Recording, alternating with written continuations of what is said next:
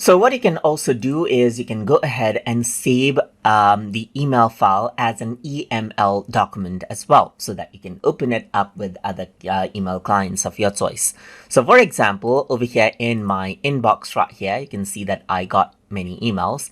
Let me just go around over here onto this particular email right here. And let's say I want to save this email out.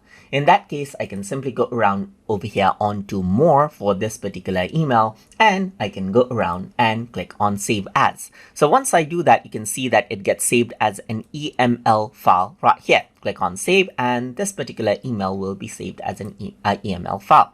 Apart from that, you can also go around and right click on a particular email that you want to save right here as an EML file, and then go to save as right here just like this, and it gets saved as an EML file as well. You can rename it out to whatever you want and click on save, and that particular file will be saved as a separate file in EML format that you can access through other email clients that support the format.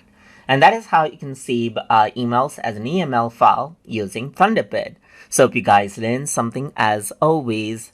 And as always, please like, comment, share, and subscribe.